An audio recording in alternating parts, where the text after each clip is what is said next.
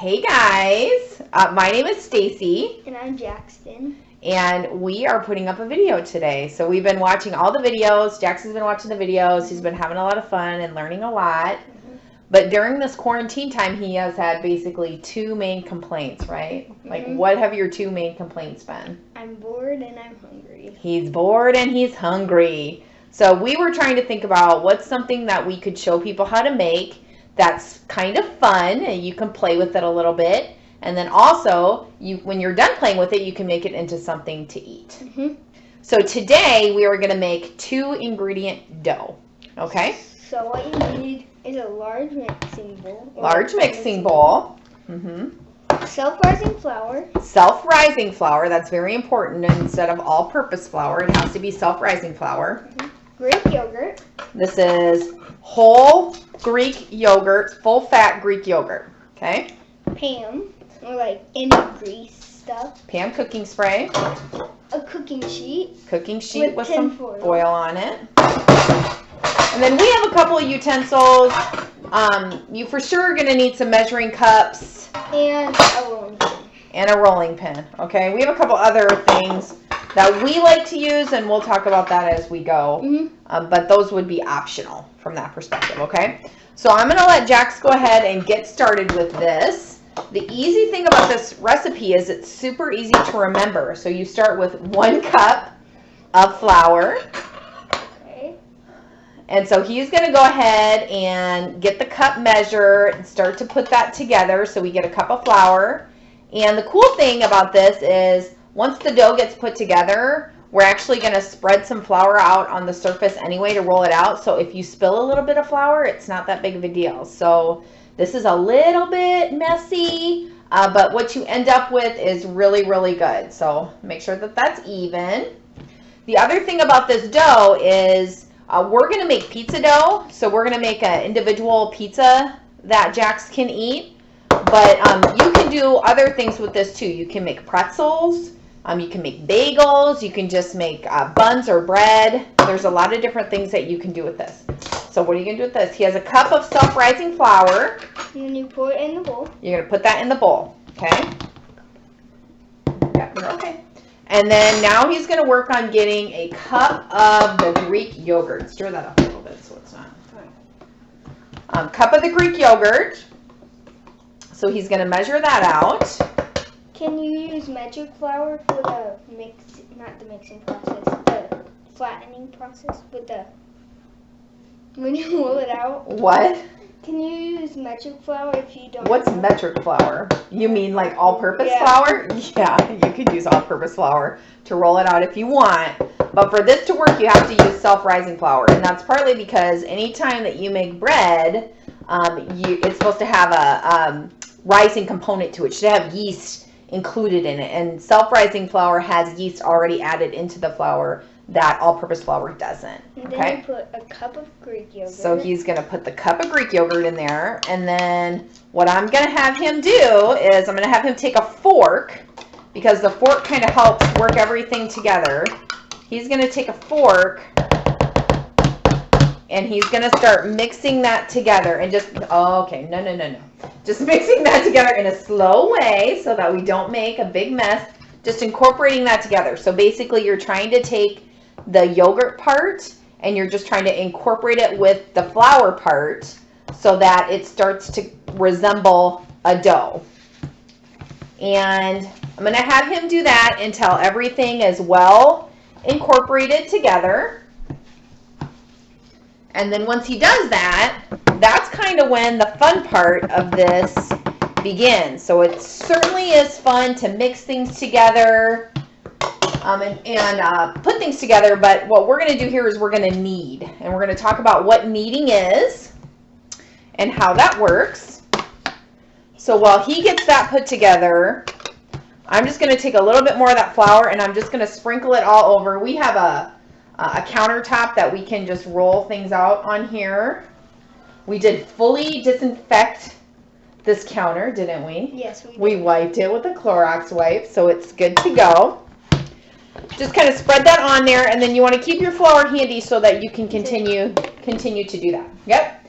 So this looks pretty good. It's actually when you're to the point of kneading, what's going to happen, we're not quite ready for that yet, is it's going to look like this. It's going to look very piecemeal-y, right? So you see you can like pick it up.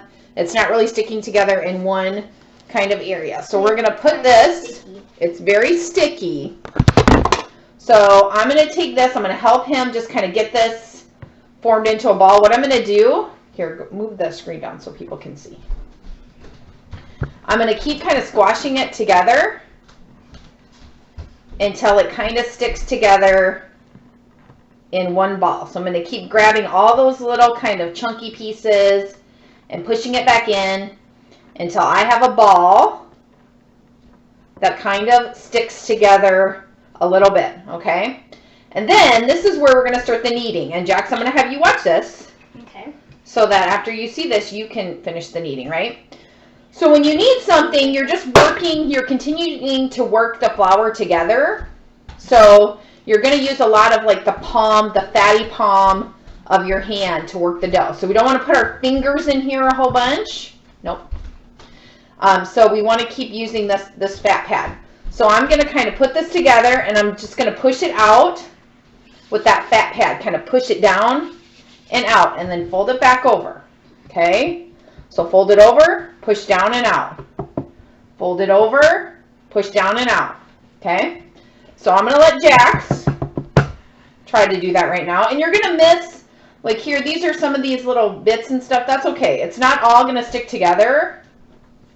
And that's all right. We're just basically looking for it to become a nice ball that you can work with. And it's still going to be a little bit sticky. This dough tends to be a little bit on the sticky side. There you go.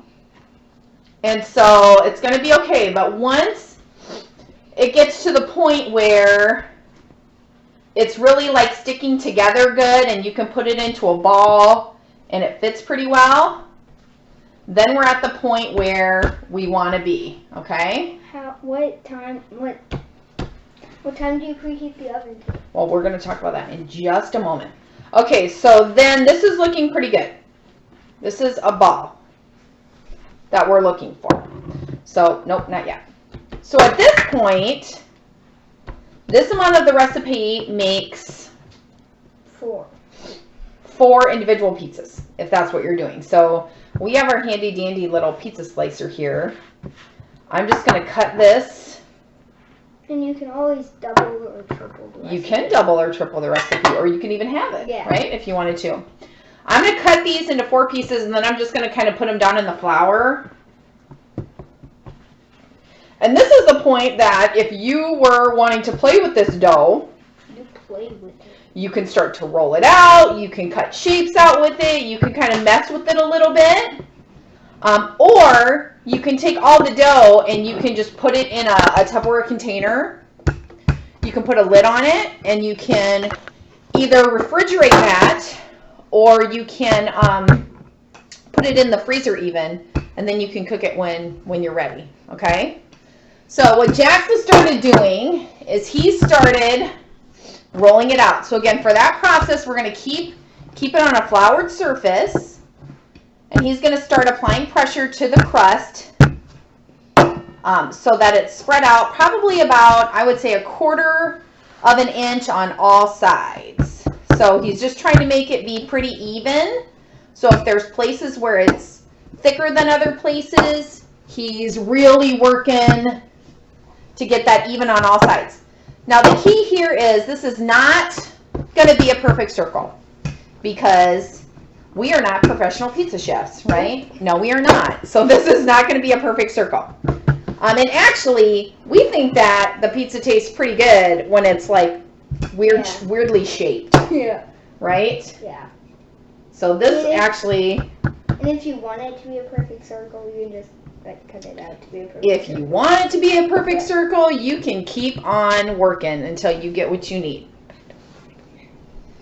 It looks like what? America. Oh, this kind of looks like America. It does kind of look like America. We'll show it to you guys. 1 second. So, here. So what I'm going to have Jax do now is we have this cookie sheet with the foil on it. I'm going to have him spray this stuff on it. Meanwhile,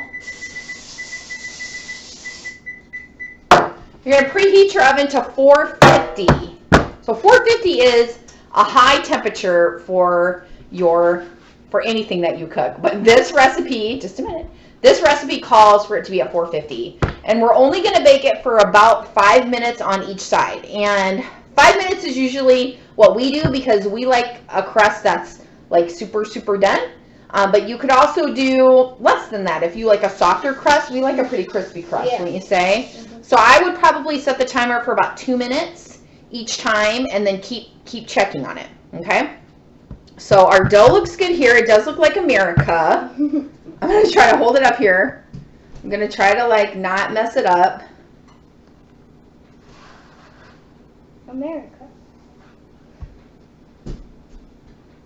America, kind of. Maybe like, looks like a heart now. Yeah, maybe like a sideways Africa. I don't know. Oh, yeah. But this is what we're doing. We're going to wait for the oven to preheat. But meanwhile, we're just going to let this sit here. We don't need to do anything else to it. And then we're going to bake it on each side at 450 for 5 minutes. But I would check it about after every, probably 2 minutes. Check it for every minute after that. You're just looking for a nice golden brown crust. And halfway through, we're going to flip. Okay, so we do 5 minutes on one side, flip. And then 5 minutes on the other side. And then we're going to put toppings on it. So we are going to magically come to the point where the crust is done. And then we're going to check back in. By the magic of television, we're back. And so the pizza, any toppings on it. You have, I like sauce, cheese, and a little pepperoni. So we're taking this out of the oven. It's really super hot. And so you gotta be careful with that. You should get better pads than just an old washcloth. But taking it out of the oven, I did want to show you guys what this looks like. Because this is, again, this is how we like it to be done. We like it to be this nice brown spots on both sides. That's kind of how we like it. And a lot of times there's air pockets that get trapped in here. They're really good. And those are the favorite part. People love those parts. So I'm going to let Jax go ahead. He's going to make this pizza exactly like how he wants it. This is his own personal pizza. So he's going to talk you through what he's doing. So, I'm going to put some sauce on it. And this is good for the family because you can customize it however much you want. Like my sister, she likes just sauce and cheese. My other sister, she's kind of weird. She only likes pepperoni. No sauce, no cheese. No sauce, no cheese, just pepperoni. No, she likes pepperoni and cheese on the pizza. And That looks good. my mom, she likes You're going to put a couple pepperonis on. this thing called pesto. All I know is that it's green. And she likes vegetables on it. So with your vegetables or any meat you put on it, it should be cooked the way you like it or almost done. So yeah, like meat and all that stuff. And then for my dad, he likes combo pizza. So yeah, it's customizable. So now I'm going to put a small amount of pepperoni because I don't really like pepperoni. He doesn't love pepperonis that much, so he's just going to put a couple on the top. And he put them on top of the cheese because he didn't want them to be like trapped down in there. So again, you can do this however you want. So I'm going to go ahead and put this back in the oven. For about like 2 minutes or so. We're only putting it back in the oven so the cheese came out. And yeah. So that's the important point. If you're putting something on this pizza that needs to be cooked, it should probably get cooked before you put it on the pizza, right? So you're going to do meat. It should be fully cooked meat. If it's vegetables, if you like your vegetables to be soft, then it should do that because we're just really looking to, that's not the wash line.